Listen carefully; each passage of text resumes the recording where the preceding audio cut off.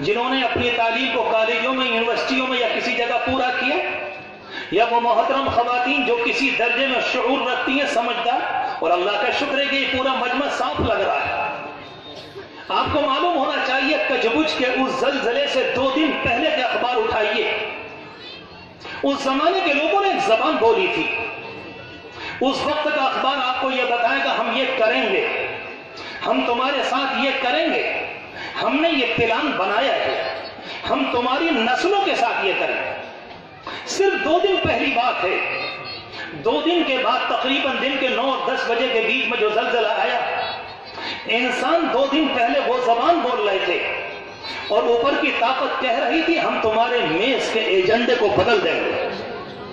तुम सोच भी न सकोगे, तुम्हारे पास वक्त नहीं होगा, तुम लाशों को गिन न सकोगे, तुम्हारी लाशें सड़ेंगी और दुनिया के गंदे जानवर आकर उनके साथ खेल तमाशा करेंगे, तुम्हारी जबान बदल जाएगी। जिस जमाने में कोई मुतकब्बिर, मैं अपने आप से भी कहता हूं कि अगर किसी जमाने में मैं गंदी जबान बोलूं या हमारे लोग गंदी जबान बोलें या बिरादरान वतन में से कोई आदमी अगर गंदी जबान बोलेगा, ऊपर वाला मालिक सुनता है और वो रिकॉर्ड करता है।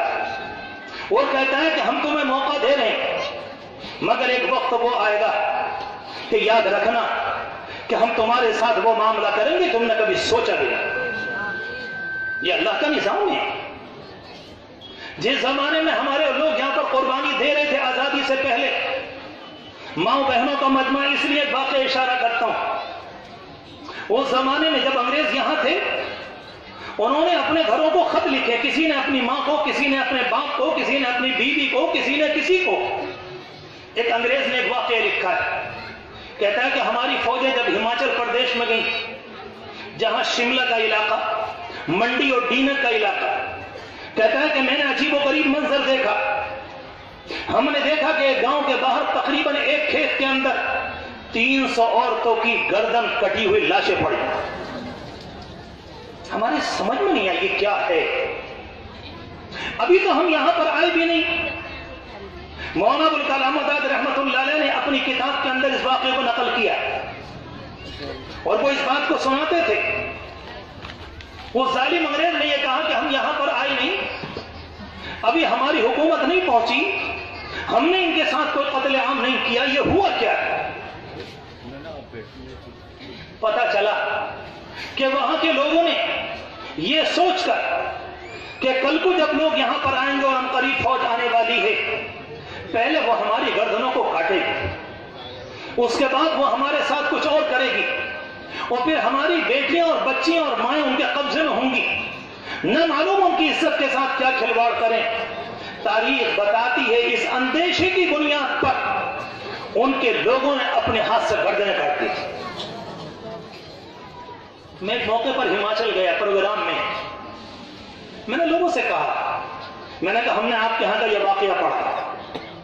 एक साहब खड़े हो गया, कहने लगे मेरी दादी जिनका इंतकाल कुछ महीने पहले हुआ, तकरीबन 100 साल की, कहती हैं वो वाला वाकया मैंने खेत के अंदर छुपकर अपनी आंखों से देखा। लोगों ने ये काम किए। जिन लोगों ने इज्जत और आबरू की खातिर 300 बहू बेटियों को अपने हाथ से सुला दिया हो, क्या उस कौम के मुतालिक ये सोचा जा सकता है कि जो चाहे उससे खिलवाड़ करे, जो चाहे उससे मजाक करे? हर चीज की एक हद होती है। हमें किसी तरह की इस पार्टी से कोई दुश्मनी नहीं। मैं खुलकर कह रहा हूं, लिखने वाले मेरी बात लिखें और अगर यहां पर एलआईओ के लोग आए हुए तो मेरे जुमले को नकल करें। मसला पार्टी से नफरत का नहीं है, मसला हमारे ईमान, हमारे दीन, हमारे तहफ्फुज का। हमें आपकी पार्टी से कुछ नहीं लेना है। हमने कभी आपकी पार्टी के मुखालिफ थे, ना आज हैं। आपकी अपनी एक राय है, आपकी अपनी एक सोच है, लेकिन उस सोच का मतलब तो ये नहीं होता कि आप दुनिया में किसी को जिंदा रहने का हक न दें। हमने तारीख में पढ़ा है कि जिस जमाने में अमेरिका आजाद हुआ, उस जमाने के अंदर एक नौजवान सड़क पर चला, अपने हाथों को चलाता हुआ। किसी ने मालूम किया कि आप ये क्या कर रहे हैं? आप हाथ चला रहे, किसी के लगेगा, तकलीफ होगी, किसी की आंख में पहुंचेगा आपका हाथ। कहा कि अमेरिका आजाद हो गया। उस इंसान ने कहा कि अमेरिका आजाद हुआ है लेकिन आप आजाद नहीं हुए, आपको इंसान के तरीके पर रहना पड़ेगा। मैं ये बात इसलिए अर्ज की कि इतनी लंबी चौड़ी कुर्बानियों के बाद आजादी की नेमत मिली और उसके बाद अल्लाह का शुक्र है कि इस मुल्क का कानून बना, जिस कानून में सबको ये इख्तियार दिया गया कि नहीं, हर एक इंसान अपने मजहब के मुताबिक आजादी से जिंदगी गुजारेगा। यह कानून में है। और शायद आपको बताया हो किसी ने, उस कानून में यह भी है कि इसको हिंदुस्तान की पार्लियामेंट बदल नहीं सकती, इसको हिंदुस्तान का जज भी नहीं बदल सकता। वो कानून इस तरह का है कि आपको पूरा इख्तियार है कि आप उसके अंदर रहें अपने मजहबी आजादी के साथ, लेकिन आपकी जात से किसी को तकलीफ ना पहुंचे, इस बात के सब इकरारी हैं, इसका कोई इनकार नहीं। किस किस तरह से लोगों ने उस जमाने में कुर्बानी दी। मैं किसी मुसलमान की मिसाल नहीं दे रहा। जब असेंबली का इलेक्शन हुआ, 1948 की बात है, उससे पहले इलेक्शन हो चुका था। डॉक्टर परशोत्तम दास जो असेंबली के स्पीकर थे, पहली असेंबली हिंदुस्तान में यूपी के अंदर बनी थी, और जब उनको डिप्टी स्पीकर बनाया गया, कुछ जमाने उन्होंने काम किया। उनके सामने कुछ नाम आए और नाम में यह लिखा हुआ था कि इस नौजवान ने अपने ऑफिस में रिश्वत ली, इसने कुछ पैसे लिए, इसने पैसे लेकर काम किया, ये रिश्वत का आदी हो गया। आपको ताज्जुब होगा इस मुल्क के रहने वाले कैसे थे और आज भी हैं। ये मुल्क हकीकत में उन्हीं लोगों से भरा हुआ है। मैं आपसे कहता हूं कि दिल न तोड़ें। ये वाला तबका जो मुनाफरत करता है, जो नफरतों की गरम बाजारी करता है, जो चाहता है कि हिंदुस्तान के अंदर नफरत की आग लगे, पूरे यकीन कामिल के साथ कहता हूं आज भी ये मिकदार में इतने हैं। अक्सरियत उन लोगों की है जो ये चाहते हैं कि इस मुल्क में मोहब्बत की हवाएं चले, अपने हो के पराए।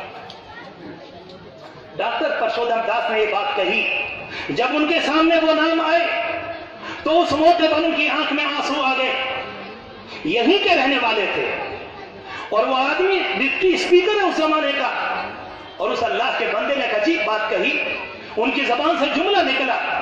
वो कहते थे कि अगर मुझे यह पता होता कि आगे चलकर मेरे नौजवान, इस मुल्क के नौजवान, इस मुल्क के ऑफिसर, इस मुल्क के अंदर विंडो पर काम करने वाले लोग अगर रिश्वत लेते वो पकड़े जाएंगे, और रोकर कहने लगे हम अंग्रेजों की गुलामी को तरजीह देते, हम इस तरह की आजादी पर लात मार देते। कहते हमने सोचा भी नहीं था कि हमारे बाद आगे चलकर लोग यहां रिश्वतें लेंगे। वो अल्लाह का बंदा उस जमाने में हिंदुस्तान का रहने वाला हमारा हिंदू बुजुर्ग, उस जमाने का हिंदू भाई जो तन्हा रिश्वत के ऊपर अपनी आंख के आंसू न रोक सका, इस जमाने में कतरे आम कितना है। अगर उसे जिंदगी आज मिली होती तो मैं यकीन से कहता हूं कि मौजूदा सूरत हाल को देखकर तन्हा डॉक्टर परशोत्तम दास नहीं, उन जैसे हजारों इंसान इस हिंदुस्तान को देखकर ये कहते इससे अच्छी वो गुलामी थी, हमने इसके लिए कुर्बानी नहीं दी।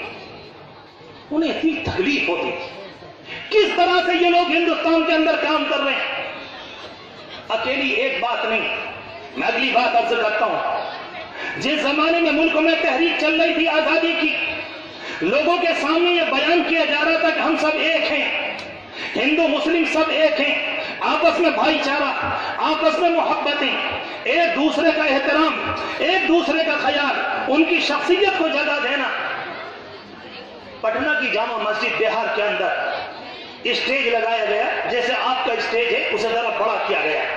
हमारी तारीख बताती है दुनिया को पैगाम देने के लिए, ताकि लोग समझें कि हम दुनिया में मोहब्बतों का पैगाम लेकर आए हैं, नफरतों का पैगाम लेकर नहीं आए। एक स्टेज बना, उसके ऊपर बाकायदा 2 गद्दे लगाए। एक तरफ हमारे महात्मा गांधी जी बैठे हुए थे और एक तरफ मौलाना मोहम्मद अली जौहर बैठे हुए थे। दोनों आदमी, गांधी जी जामा मस्जिद के अंदर और मौलाना मोहम्मद अली जौहर उनके पास में बैठे हुए थे।